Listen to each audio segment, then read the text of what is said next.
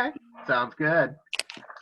Okay, yeah, so welcome to, what book club number is this? Does anybody know? Is it 8 or is it 7?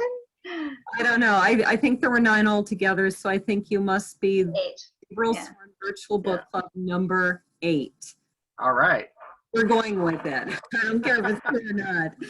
So welcome to Shawn D. Brink, author of the Space in Between trilogy, and also tonight's book, My Gypsy War Diary.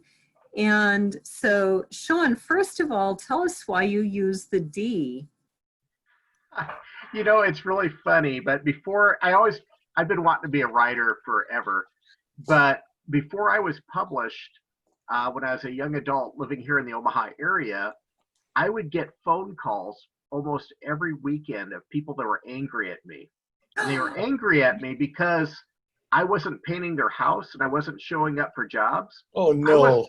I wasn't a painter, but there was another guy in Omaha named Shawn Brink who never showed up for any of his painting jobs, and I would get yelled at every weekend.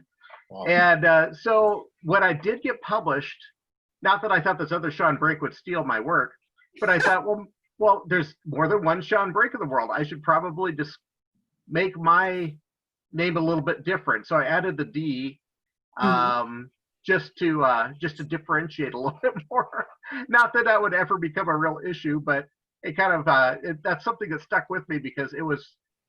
I mean, I was having hardware stores were calling me and threatening to cut off my credit line, and and I've never painted a house in my life, so I don't know. You could have got that guy in more trouble.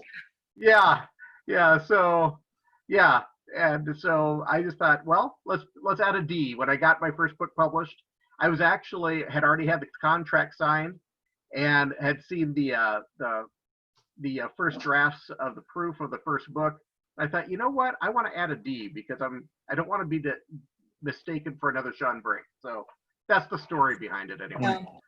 See, on a kind of scary note, you know, talking about what's just going on here, one of the officers that was involved in this whole event, there is someone in Brooklyn Park who does have his same name. And so his house has been under some attack, and they've had to do some protecting of him for exactly that reason, because he's got the same name and people jump to conclusions. And I understand it's kind of like the John Smith of, he's, what is he, Vietnamese, I think.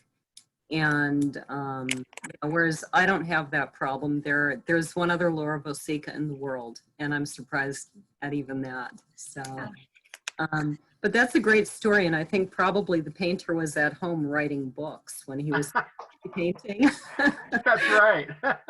I think you were wise to be cautious.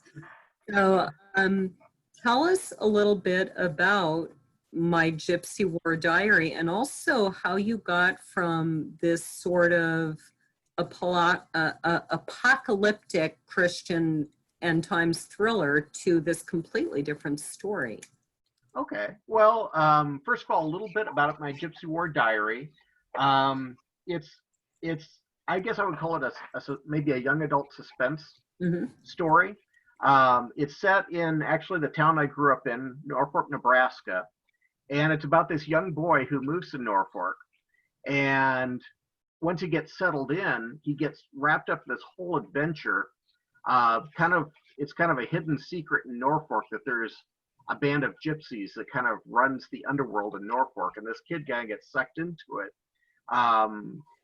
in kind of a strange way, kind of through his connection with his next door neighbor, who's his only friend, who happens to be an elderly woman named, gosh, I can't remember her name. That's horrible. It's my book. Mrs. Scholes. I'm sorry. Yeah, Mrs. Scholes. And together they end up with this whole adventure of dealing with this band of gypsies that kind of run the town underneath what the town actually sees on the surface. So that's the overall premise of the story. In answer to the second part of the question, how I ever got from writing Christian apocalyptic thrillers to this, I guess I don't really tie myself down to a specific genre. It's just something I wanted to write. This book, my Gypsy War Diary, just kind of begged to be written. It's based on so many of my own memories growing up. I had a very active imagination as a kid, which I'm sure you guys all do too, being writers. But a lot of this book is very fictitious, and it's got a lot of kind of tall tale feel to it. So it's not real, but in my mind, when I was a kid, a lot of this is actually real. So um, to me, it was so easy to write. It was just always in my head, and it was just something that begged to be written because it was my life growing up in many ways. So that's how I ended up writing this story. So it's kind of stories of like neighborhood legend and that type of thing, or is there some fact behind any of it, or is it all just kind of make believe?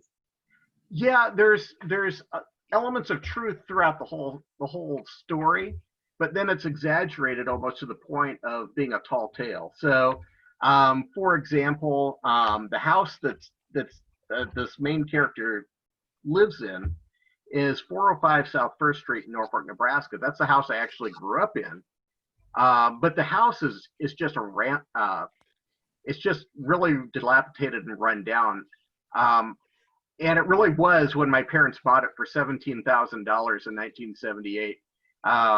But I exaggerated even further. For example, in the house on First Street, in the house in my book, the house was built in the 1870s, and it wasn't built with electricity. So someone retrofitted it later on by just putting the knob and tube wiring over the walls. So it looks almost like a mad scientist feel throughout the house. That's not the way it was in real life. However, in real life, I would go up to my bedroom and turn on the light switch, and a lot of times you'd hear the sizzling sound and it wouldn't come on right away. And we finally got an electrician in there, and the house had been partially wired with car wiring. So Wow. there's elements of truth into it, like I said, but then I've exaggerated even further for just for the joy of writing weird tales. So yeah, I've exaggerated further just for the entertainment value of the reader. I think that's what makes the book fun. And I was kind of laughing when you talked about, what we never know the main character's name. But actually, Bob and I were just discussing this with his kids, I think just yesterday, that why is this kid friends with Doc in Back to the Future? Uh-huh. And his kids were like, how does a young kid, a high school kid, become friends with this crazy old man? And I was telling him, well, I didn't even think twice about that, because when I was growing up in this big, huge 1920s, 3-story house plus a full basement in Duluth, my little 3-year-old sister actually was friends with our next door neighbor, who was probably in her 60s or even 70s. And she had been a former Rockette in New York, and she still led this dancing troupe. And my little sister would go over there all the time, and they would have these tea parties together, so it didn't even make me think twice. Why is this high school kid with this crazy old man? And it's the same in your book, that this is his friend, this old lady next door. So I thought that was kind of neat. And that's a truthful part of the story too. My next door neighbor, her name wasn't Mrs. Scholes, it was Mrs. Myers. And she was in her 90s when she lived next door to us. And yeah, I mean, I loved hanging out with her. I'd come over and just sit on her porch with her, and she had the most wonderful stories. She'd tell us about Norfolk, Nebraska back in the 30s and the 40s. And that was the basis for the Mrs. Skull's character, was my next door neighbor, Mrs. Myers. And do you think that some of the history of the book, of the things that happened in the 30s and 40s that she told you about, did those work their way into this story? It did. Her and some other people told some stories too. Really what started the whole idea of this book was the fact that my dad was telling me when I was an adult, he told me about when we first moved into this house back in the 70s, that he had met an old lady there that went to our church, and she had told us that she grew up in that house, and she told him about the attic, because I always loved to play in the attic. It was unfinished and it was hot and dusty, but I used to go up there and I loved to play Mad Scientist or any other weird thing that kids would play in an unfinished attic. And she told my dad that when she was little, there were times when gypsies would come through the town, and whether it was true or not, I don't know, but the fear was the gypsies would kidnap the children. So they would rush the children up to the attic and hide them in there until they had left. And that really got the whole idea, because kind of one of the main points of this book is the attic in this house and how it can be used to hide from the gypsies. Mhm. So that was kind of the whole idea of how it got started. And Yeah. there's just a ton of other stories too that all have their elements of truth, and some of them did come from Mrs. Myers growing up talking to her. How many of you have read the book, finished the book, part of the book? I did not get a chance to read it. Unfortunately, me either. Yeah, I've read the whole book, of course. So I'll throw this out as a more general perspective. The book is written completely from the first person narrative of this boy. How old is he, Shawn? About 10 or so, maybe 12? When the story starts, he is about 7, and by the end of the story, I believe he's 15. Oh, it actually covers a longer period than I remembered. Yeah. So it's got a number of years in it, but it's the first probably third of the book. He's 7 years old. Okay. But when the main action takes place with this whole treasure hunt, he's more like 15 by then, right? Yes. Mm-hmm. Okay. So I'm wondering, for the rest of you, how do you feel about first person narrative, and when do you think that a book really lends itself to that? Well, I just think right away of To Kill a Mockingbird, and that, Jean Louise or Scout is like 6 when it starts, and I think that's all in first person, isn't it? I'm trying to remember now. It's been a long time since I read it. Anyway, it's from her perspective. So whether it's first person or not, you're definitely in Scout's head the whole time. And I think it's amazing, because you get that childish perspective, which you might think is clueless or whatever, but instead it often turns out to be very surprisingly profound, and that's always fun. Mm-hmm. Yeah, I like a first person perspective as well, because you really, you feel like you get to be inside that person's head. It's a little different than, having it told third person, or having kind of a narrator, tell you a story. You really get to jump in and see what makes a person tick, and I like that a lot. Now, can you make a distinction between first person perspective and what is the other way, where you're only focused on what's happening with one character, but you're not necessarily in their head? Yeah, go ahead, So Beck. that you're not in their head, or you Not are? in their head, but It's you're third person, but it's very definitely third person from inside their head. Third Instead of- person instead of the limited. person saying, I did this and I did this, it would say, Tim Long did this, but the only scenes you ever see are from the perspective of the main character. Yeah, that's third person limited. Yeah. Third person limited. Okay. Well, I like, every perspective has got its advantages and disadvantages. I think the advantage of first person point of view, which is in my 4th book, it's not in any of my first ones, but is that you can really get the character, display the character more freely, I think, because they're saying their point of view. But of course, the downside is that you have to be able to tell your story entirely from his point of view, and anything that happens off screen, somehow you got to bring it in, right? Right, Shawn? That was a challenge. Yeah.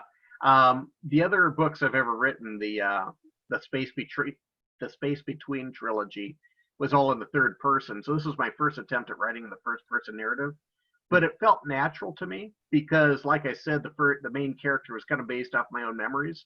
So it almost felt like just the way I would tell the story because it was me anyway. Of course, since it was my story, I'm going to say I did this and I did that. And it really worked for me. But yeah, this was my first attempt at a first person narrative. So it was a little bit of a learning curve to it, I guess you'd say, but worked really well, I thought. I liked how it worked because we're really learning things as the narrator himself is learning things. And I think from an author's point of view, when you write like that, it really does force you to tell the story from what they know. Whereas when you're in third person, it is a little bit easy to slip into just, slipping in a detail that all of a sudden you go back and reread and go, wait, the character couldn't possibly have known that.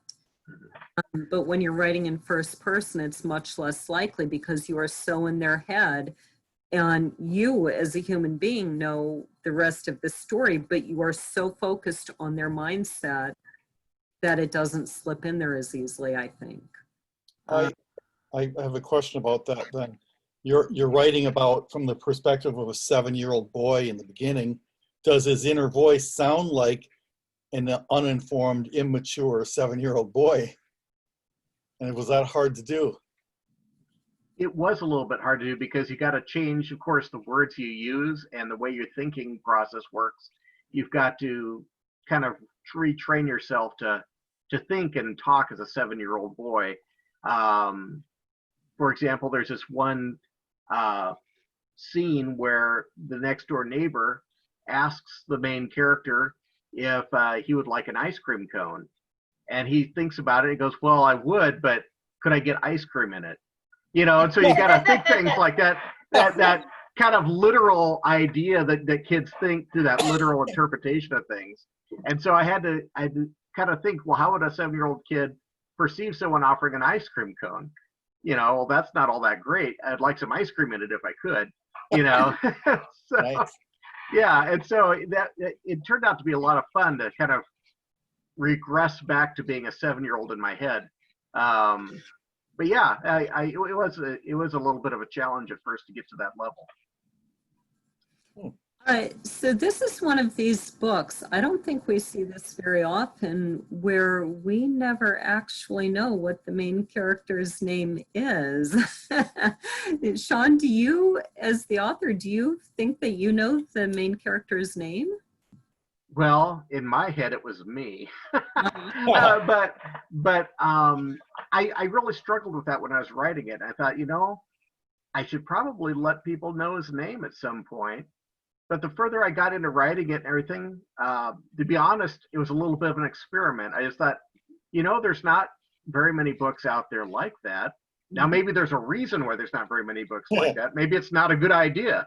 But whenever I write a book, of course, I want to sell lots of books. And of course, I want it to do well in the Amazon rankings and all of that. But really, I write a book for me. And then, I want it to be entertaining, but I like to push the envelope and try new things just to see what's going to happen with it. And that was one of the things I just wanted to kind of push the envelope and think outside the box and thought, well, let's just see what happens if we write a novel where the main character's name is never mentioned and just see how people perceive it. So. And so as a literature teacher, I would have 2 interpretations possibly for that. Okay, why did the writer not give the character a name? So one might be that the character wants, or the writer wants this character to be universal, and we can all step into that role because the character doesn't have a name. Or the other thing would be that the character has identity issues. Okay, doesn't feel like a real person or something like that. So I'm assuming it's probably the first one in your case. I hope so, because otherwise that would insinuate that maybe I need to seek some professional help. I don't have an identity. I think that brings up an interesting point because the main character is a 7-year-old boy at the beginning, and as he gets older, he spends a lot of watching TV. And he spends a lot of time sort of in his own fictitious imagination, sort of being all these other people. And so I think that's actually an interesting point on Becky's part, whether you intended it or not. But I'll be honest, as I read through the book, I really I'm not sure I ever even noticed until much later when I was writing the blurb for it, that wait a second, I don't know what this guy's name is. How do I write a blurb when I don't know the main character's name? But I was thinking, I have read one other book like that I can think of, and I can't remember the author's last name. It's Andrew something. And it's a somewhat not uncommon last name, and the book is called The Gargoyle. And it's about this man who's in this horrible accident. He's a porn star, and he's a heavy drinker, and he's busy drinking whiskey as he takes these mountain curves on his way home from this wild drug and sex party. And you hardly feel sorry for him when his car crashes and goes up in flames, but he survives. And despite these just horrible disfiguring burns, he survives. And this weird woman comes into his hospital room claiming they've known each other in past lives. And it's a fascinating story as you go through and wonder, is she crazy? Was that things. Andrew Davidson? I think so. I think it's Andrew Davidson. Did you just look that up for me? Yeah, I looked that up, yeah. Yeah, The Gargoyle. It's a fascinating book. It's Andrew Davidson's first book. And you realize somewhere along the line, I don't even know this guy's name. But it doesn't matter because it's so intense about who he was, who he's becoming, the question of what really happened. And I think you have that too in your book, Shawn, that there's this mystery of who is this guy who's helping Mrs. Skoll shovel her sidewalk. Why are these people in this old lady's house in the middle of the night with guns? There's so much going on, and then this search for the treasure. And does he end up having a map? Am I remembering that right? He doesn't have a map, but he has, Mrs. Skoll's son has a Bible that has clues in it.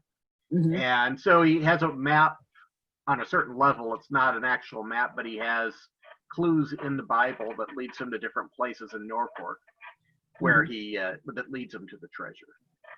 Yeah. Okay. So you use the technique that the opening chapter actually starts in the middle of the story. And so why did you decide to do it that way? Yeah, I actually did not write it that way on the first drafts. I kind of started with the boy moving to Norfolk and getting situated in Norfolk. And of course, there's a chapter about the first winter in Nebraska and all this kind of stuff. Mm-hmm. And my beta readers were reading it. And they said, I like the writing, I like the story, but it doesn't really pull me in. It doesn't get me latched on right away. And I kind of read it and it's like, yeah, it doesn't really have anything exciting happen. It's just a kid moving to a new town and meeting his next door neighbor, and they become friends, and eventually an adventure starts, but not right away. And so I had to kind of overcome the challenge of how do I get the reader really involved in the story and connected to the story right away, so they'll want to keep on reading. And so what I did was I turned to about the middle of my original manuscript to where an exciting scene was, where it happens to be he's in the attic of this abandoned farmhouse, and these people are coming up the stairs after him. And they're armed, they have guns, and he is hiding in this attic hoping that they won't find him. And that's how the opening chapter really starts. It grabs you right away with the suspense, this action. And then you spend the rest of the book, or a large part of the book after that, finding out what led up to that moment. And why is it so important that he got out of that attic alive and got away with this Bible that he has in his hand?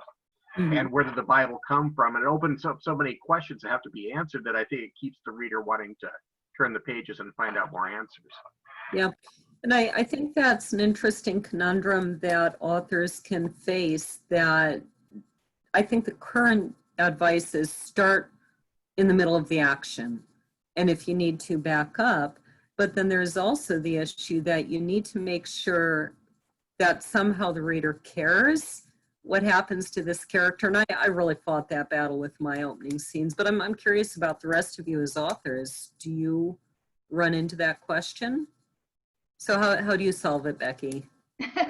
Well, there's also the issue of not giving a super confusing timeline, you know, because, you know, linearly, like postmodernist fiction will be like timelines are just all over the board, and I don't particularly like postmodernist, you know. So I tried writing a piece one time where I kept on getting to a point and then doing a flashback and then getting to another point and doing a flashback, and I got some professional editing advice on it that said, no, you just need to give the reader a linear time frame. So, you know, I think if you do like one major hop back and then keep going forward, you don't confuse the reader too much. So that's what I think. You know, you have to, I agree, you have to start at you have to get into something interesting pretty quickly so that the reader cares, and hopefully within that scene, you know, you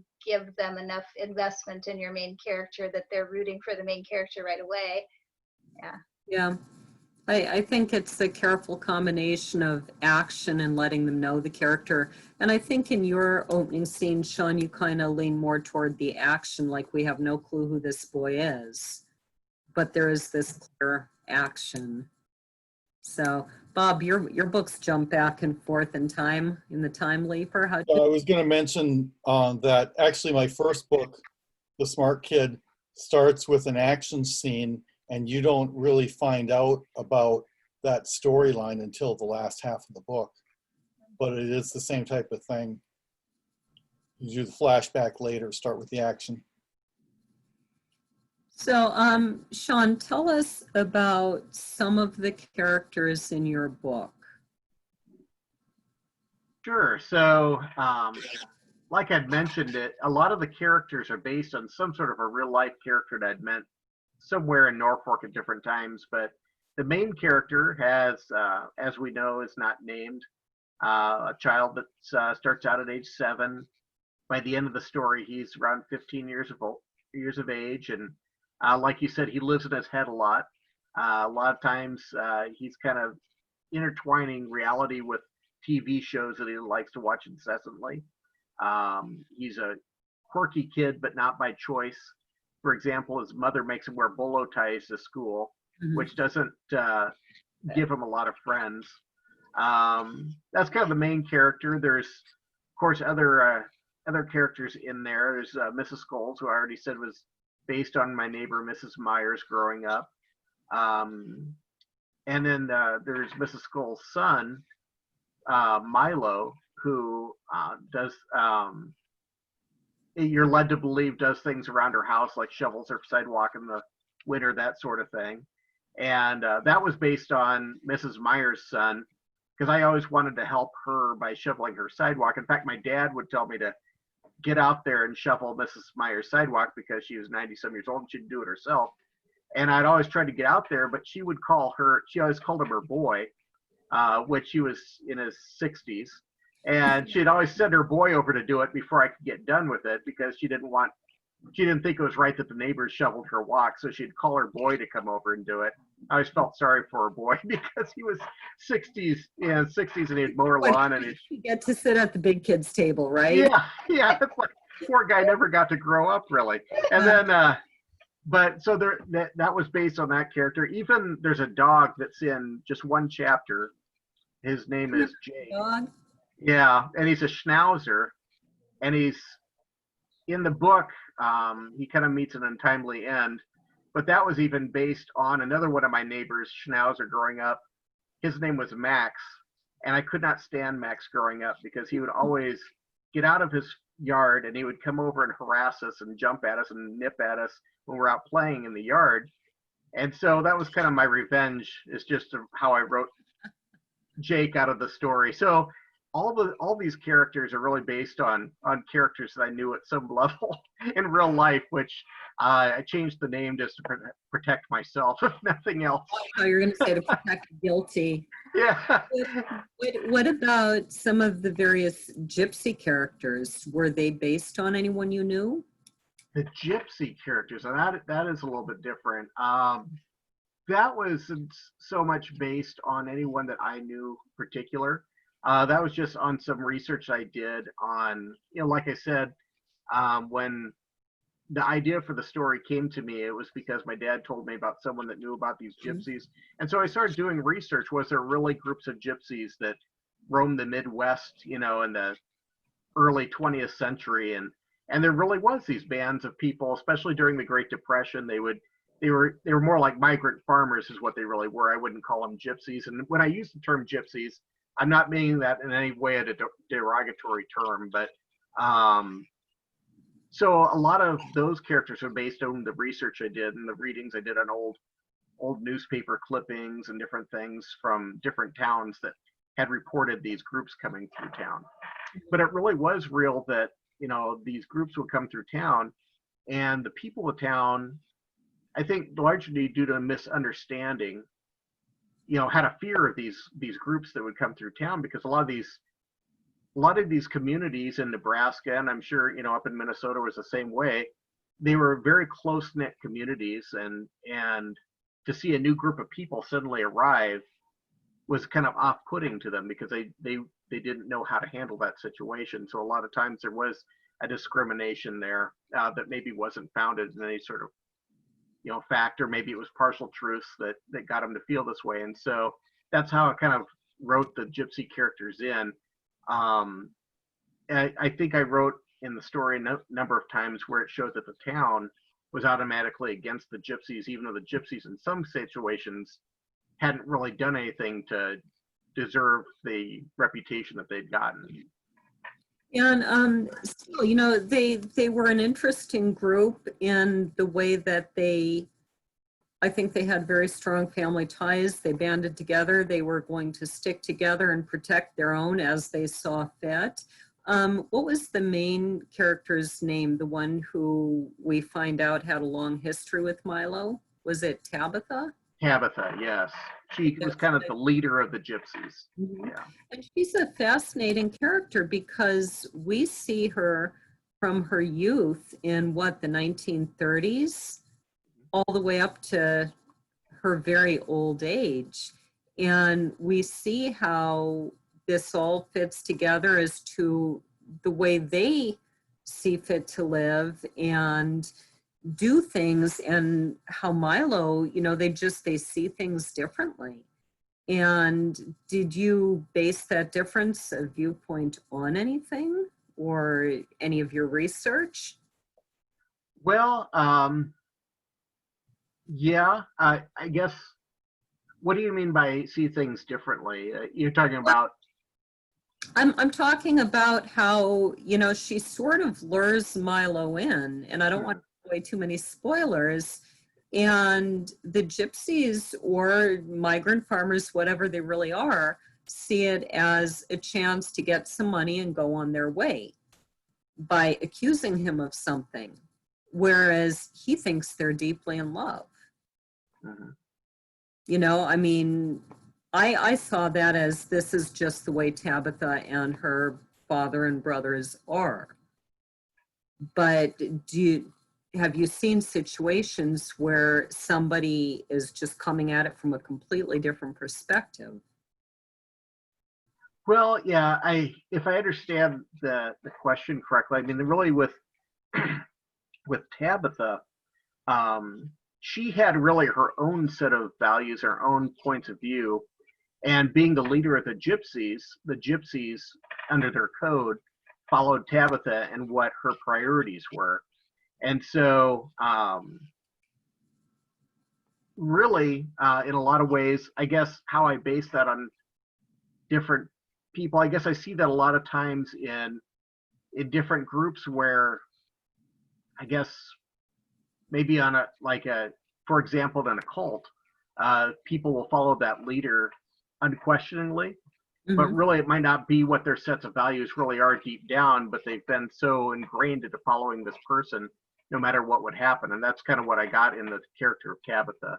Mhm. If that answer your question, I'm still a little Well, bit. yeah, I think so. I mean, and that came across that that was part of their whole code of living, is that they follow, uh, not their patriarch, in this case, their matriarch, but that is part of their code, that they stick together no matter what, they follow their matriarch.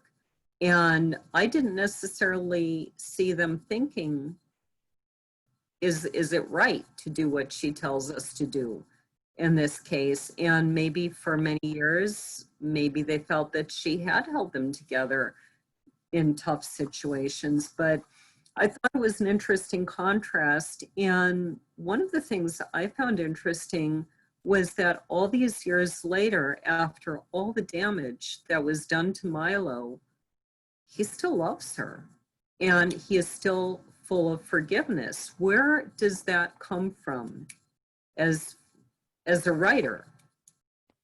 Well, I guess, I can't say that I follow that code as much as I'd like to, but that really is, and even I guess it comes in a certain play, especially given current things that are happening in the world right now. It's, I guess, the character of Milo saw both sides of every person. He wanted to see the good in people. And even when that person might be taking advantage of him, he still sees a sliver of good in it. And I think he's conflicted with that. And he knows that Tabitha isn't really good for him. And he knows that Tabitha has used him, but yet he wants to redeem her to a certain extent and to show her that she does have some good in her. And I try to draw that out, especially the last scene with Tabitha, when they're in the tunnel, that he was trying to, even at that last moment, pull some good out of her and change her ways and to get her to understand that she doesn't have to lead this life that goes down this dark path of crime. Yeah, I really liked that in this. And I do think that Milo definitely had some bitterness because they destroyed his life in a lot of ways. There's no way around that. And yet at the last minute, as he looked at her again, and here she is, she's not this beautiful young woman that he fell in love with. And yet after all these years of this horrible life that he's lived because of what they did, when he sees her again, he sees this beautiful young woman and he sees all that he loved. And I thought that was touching, and there was sort of this torn between the poor guy never learns, and shouldn't we all be that way? Shouldn't we all try and see the best in someone and look at this old woman who's dying and have our heart turned back to compassion? So I thought it was very well done, that you showed the very human fight between what was done to us and being able to still see someone as a human being who's available and so on. Well, yeah, that's kind of the conflict I think most people have at some level within themselves. And that's what I was trying to show through that character, even though with him it's a little bit more pronounced than most people. But yeah, exactly. Yeah. So there are a few plot twists in this book. When you sat down to write this, did you plan that out? Or I surprise you as an author? So some of them I had planned out. Others just came to me as I was writing them. And I don't know how much I want to say for those of you that might be thinking of reading the book. I certainly don't want to spoil too much on the plot twists, but there was a number of them that I knew was going to happen. And then there's quite a few of them that I'm sure all of you as writers can relate when you're just writing and suddenly something comes to you as you're writing it. You're going, wow, if this happens, no one would even expect it would happen, but it'd be so cool right there. So then I end up writing it in. Mm-hmm. Yeah. Did you plan out, I mean, there's sort of this path, this puzzle that he has to follow, the unnamed main character, to find what he eventually finds, which is pretty phenomenal. And it takes him into all these kind of secret places in the city, and takes him to these encounters. How much of that did you have planned out before you wrote the book? I guess a percentage. I couldn't even say what percentage if it was a majority or minority, but a lot of it, especially there's a large section, not a large section, but there's a portion of the book where he's actually under the city streets in kind of the drainage system from the streets, and he's running through the tunnels. And that was all just kind of as I was writing it. It wasn't really planned out. But again, it was based on real life. When I was about 13 years old, my best friend and myself found a way through the Elkhorn River drainage system. We found a way underneath the city streets of Norfolk, and we were running up and down there, and we had firecrackers. And we thought it was really fun to throw these firecrackers and making noise. We didn't realize that we had walked all the way under the main street of the city, which is quite a ways from the river, and people had called the police because they wanted to know if the smoke and bombs were going off underneath the street. And the city workers actually came down, and we got in trouble for that. But but I can't remember where I was going with this. It wasn't planned out when I was writing all this, when this kid is running in the dark underneath the city streets, but it was all in my head. It was almost as if I was remembering when me and my friend were doing this. So it wasn't planned out per se, but it was all in my head already. And even when I was doing that, when I was about 13 years old, I don't know if it's normal for kids to feel this, but I remember running through there and thinking, man, there could be like some kind of creature from a Stephen King novel coming up behind us, and that got my imagination even going then.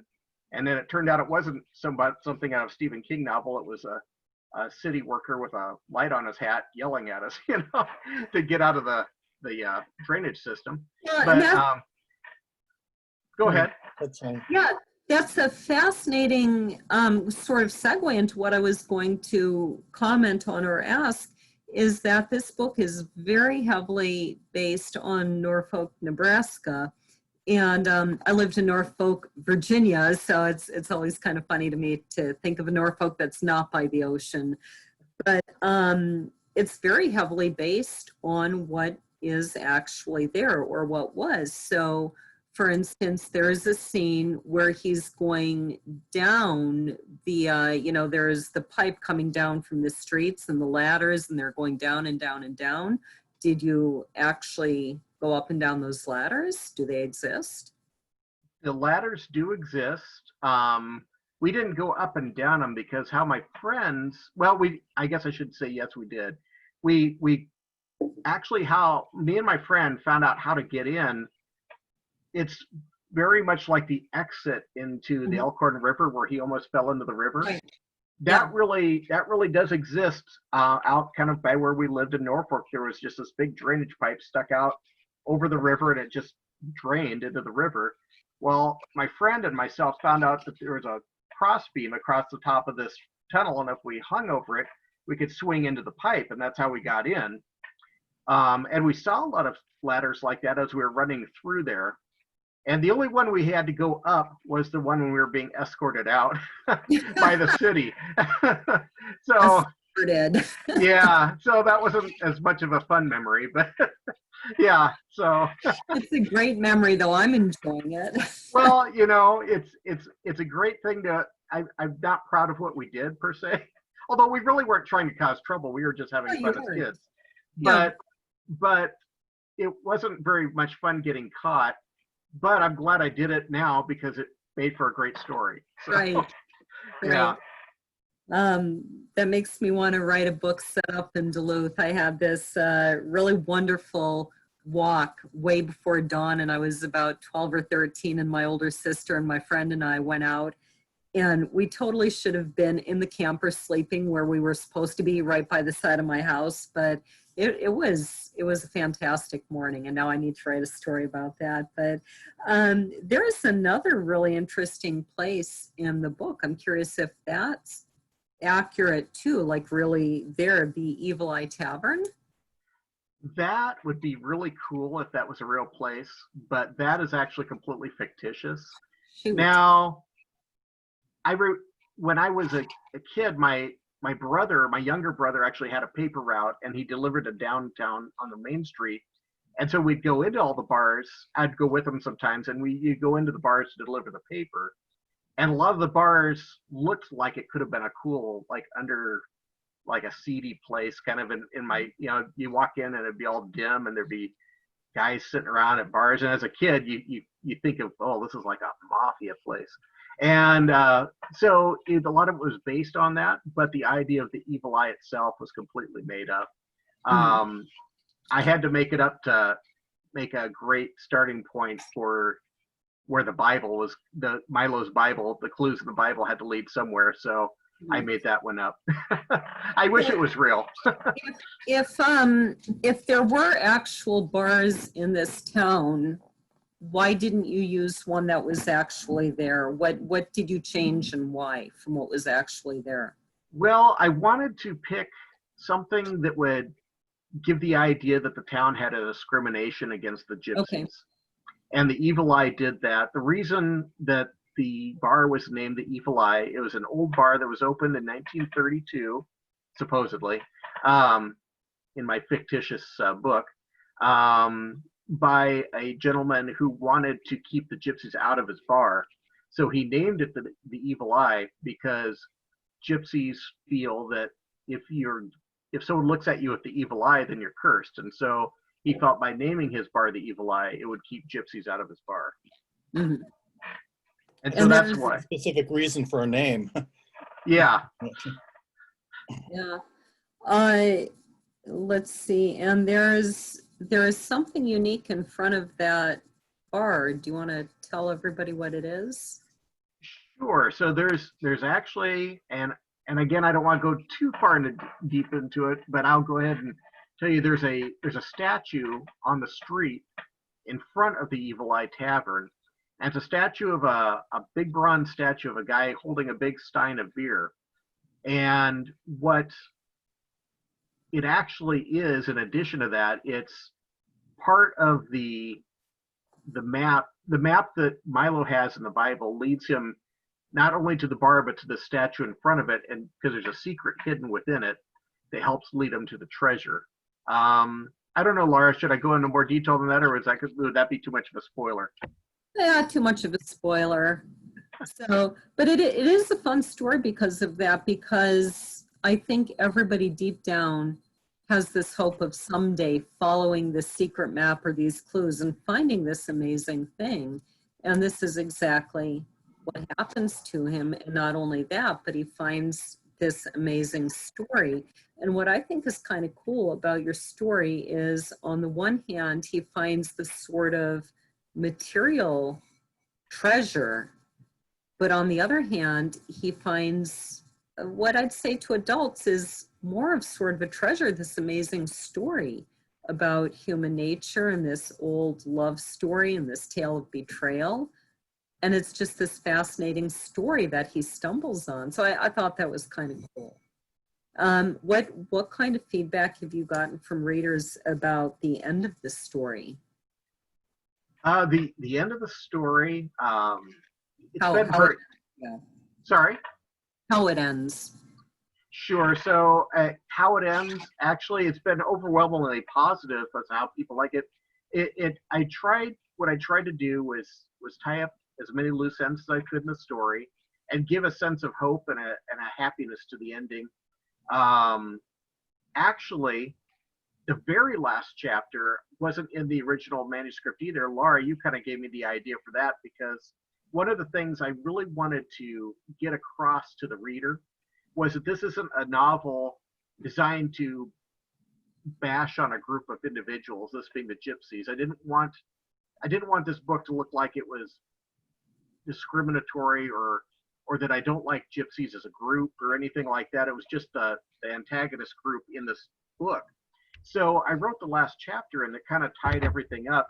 Basically, the gypsies and the boy kind of reconcile in the end, and they see kind of where each other was coming from and from different angles from their past. and understand, and there's an understanding and a forgiveness there. Mhm. And again, I don't want to go into too much details for anyone that might want to read it, but that was my goal on the end of the story. And I think from what people have said, that's come across fairly Yes. successfully. Yeah. Yeah. And I think that's one of the struggles today, that it becomes in some ways hard to write a story because whoever you portray as the antagonist, somebody might say, oh no, you're bashing on my group, whatever that is. And yet there has to be an antagonist. Somebody's got to be the antagonist. Otherwise it's a story of we all got along and the end. Yeah. So I thought that you really did do a good job with that, that it's just the story of these two different groups. And, for whatever reason, Tabitha and her father and brothers do this horrible thing. And that's on them. That's who they were. But at the end, there is some reconciliation. But it was really a wonderful story of this boy discovering this whole world, where he'd lived. I think what I liked about it was he'd lived entirely in his head in this world of fiction and fantasy, as if his own life wasn't interesting enough. And then he found out, when you pull yourself out of this world of fiction and fantasy, you might find that there is a whole lot going on around you in your own life that you didn't see. So I thought that was kind of a cool aspect of it too. Yeah, it was, and it's very truthful. I think maybe, I guess I can't speak for everyone here, but myself as a writer, I do live a lot in my head. I mean, people kind of joke at work. We'll be in a meeting and they can tell what I'm thinking of a novel because they can tell I'm not paying attention at all. And they have to stop the meeting and say, Shawn, pay attention. This is important. Like, oh, I'm sorry. I was working on a novel in my head, But it's something that I wouldn't say I struggle with because I really voluntarily go to those places. But yeah, it's something that I live in my head a lot, and it's great fun. And I just got to put it down on paper. But you also kind of like on Ferris Bueller's Day Off, if you don't, open your eyes and look around every once in a while, you might miss what's going on. I know that's not a direct quote, but I think that's something he said in the movie. So, yeah. Yeah. So for everyone else here, do you have any questions for Shawn? What is this novel that you're working on in your head? Right now, I've got a couple of novels I'm working on. One is actually finished, and my agent is searching for a home for it. And then I've got one that I'm working on right now is actually a speculative dark fantasy novel about these two brothers that are actually in a cult. One of them escapes from the cult. The other one remains in the cult and is told that unless he gets his brother back, the whole cult's going to disintegrate into nothing. And so, but if he does get his brother, then the two of them together will be so powerful that they'll be able to rule essentially everything. So one of them is trying to escape the cult. The other one's trying to bring him back in. And on top of that, they have the relationship of brotherhood. So they're brothers and they don't want to hurt each other. And yet there's no option but to hurt. One of them is going to get hurt no matter which direction they go. So that's what I'm working on right now. And it's kind of a work in progress. So I know that's kind of a loose, strange thing to talk about, but it's going to coalesce, I'm sure, soon. And then I'll have hopefully an original novel ready to go. Sounds cool. Yeah, thank you. How long have you been writing, Shawn? A couple of answers on that. I've been writing since I was old enough to hold a pencil. But I really got serious into it back in the early 90s when I was in college. The first time I tried to write any sort of lengthy fiction, I was just getting ready to start my senior year of college. It was like 1994. And I had taken a summer job, and I found this job working at a Kmart store, working overnights unloading the trucks. So I'd work a 10-hour shift overnight. I can't remember exactly. It was like 9 to 6 or something like that, overnight. And what I found out was in the early 90s, there's no internet yet. So there's nothing to do on my days off because I was sleeping during the day and staying up all night. My friends didn't do that. So I had nothing to do. You turn on the TV back in the early 90s at 3 in the morning, all you got is infomercials. So I thought, well, I've always, yeah, so I thought I always wanted to write a longer piece of fiction. I'd always written short stories, but I thought I'm going to try to write a novel. And so I just tackled it on my days off from not working in this job. And I put out the worst novel ever. It was just really bad, but it was my first attempt. Some writers, you might have some competition for that time. It was just horrible. I didn't keep a point of view straight. I had things going on that made no sense. But what it did do for me was it got me hooked. And I knew it was garbage. I'd look at it and go, that is just horrible. And it's still sitting in my attic somewhere in a box. I'll probably give it to my kids someday when I'm old and they'll say, oh, thanks. And then they'll throw it away when I'm not looking. But what it did do for me was it just got me hooked on writing. And from that point on, I just haven't stopped writing since. That's been 25 years ago now. So, it's just, and I'm sure you guys all have similar stories. I mean, no one writes a book that doesn't love to write. So it's just one of those things. And the more you practice, the better you get at it. So yeah. I had a friend who used to always say, throw away the first million words. I'm plugging my computer. I just realized it's getting a little bit low here. That would be all my books if I did that. oh.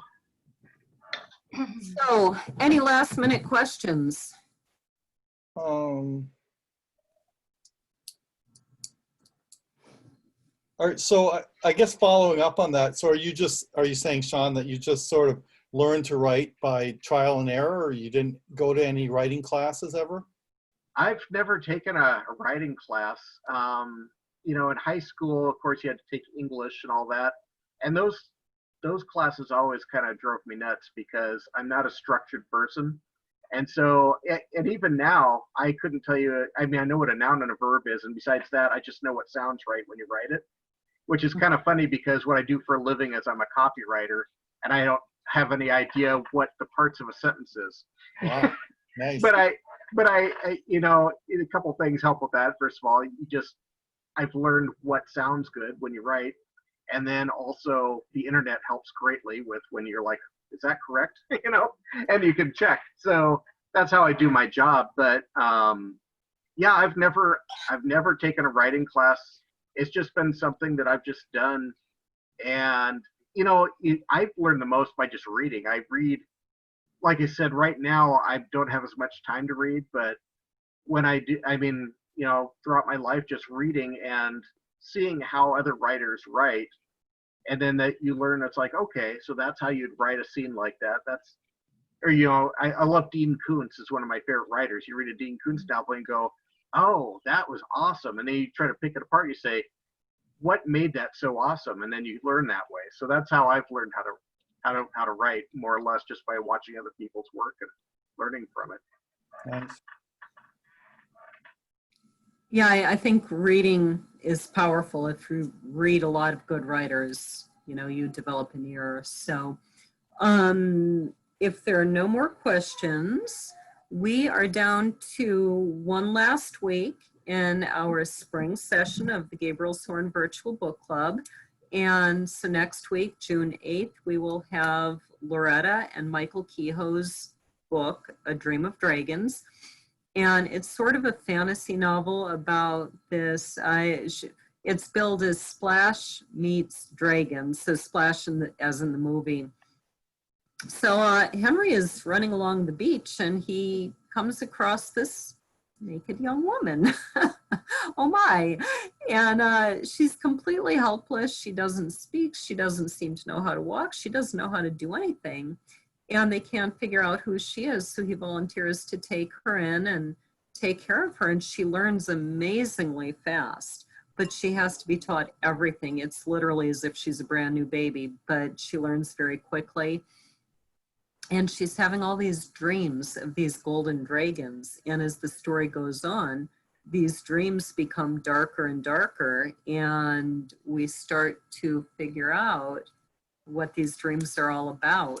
And let's just say truth is stranger than fiction in the world of this fiction story.